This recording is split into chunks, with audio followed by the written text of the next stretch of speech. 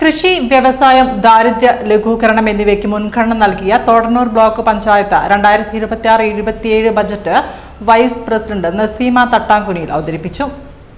Block panchayat president T K. Ashraf അധ്യക്ഷത വഹിച്ചു.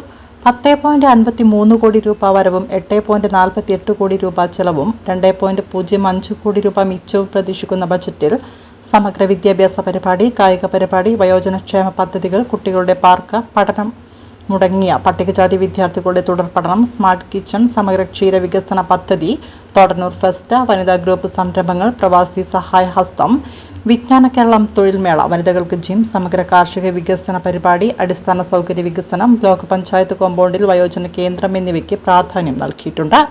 യോഗത്തിൽ സ്റ്റാൻഡിംഗ് കമ്മിറ്റി ചെയർമാൻമാരായ ടി.എൻ. മനോജ്, ഹാരിസ് മുറിച്ചാണ്ടി, ശ്രീജ തറവട്ടത്ത്, ഡിവിഷൻ മെമ്പർമാരായ എം.ടി. രാജൻ, സരള കൊള്ളിക്കാവിൽ എന്നിവർ പങ്കെടുത്തു. ബ്ലോക്ക് പഞ്ചായത്ത് സെക്രട്ടറി മോഹൻരാജ് സ്വാഗതവും ഹെഡ് അക്കൗണ്ട് റഫീഖ് എൻ.കെ. നന്ദിയും പറഞ്ഞു. 27 വർഷത്തെ ബഡ്ജറ്റ് നിങ്ങളുടെ ക്രിയാത്മകമായ നിർദ്ദേശങ്ങൾക്കും അംഗീകാരത്തിനുമായി സമർപ്പിക്കുന്നു. 14ാം പഞ്ചവത്സര പദ്ധതിയുടെ ലക്ഷ്യങ്ങളായ ജ്ഞാന സമൂഹ നിർമ്മിതി, നീർത്തടാധിഷ്ഠിത വികസനത്തിലൂടെ തരിശുരഹിത തോടന്നൂർ, എല്ലാവർക്കും പാർപ്പിടം, അതിദാരിദ്ര്യ നിർമ്മാർജ്ജനം, എല്ലാവർക്കും ശുദ്ധമായ കുടിവെള്ളം, അഭ്യസ്ത വിദ്യർക്ക് തൊഴിൽ, സംരംഭകത്വ വികസനം എന്നിവയിൽ ഊന്നിക്കൊണ്ടുള്ള സമഗ്ര വികസനമാണ് ഈ ബഡ്ജറ്റ് ലക്ഷ്യമിടുന്നത്.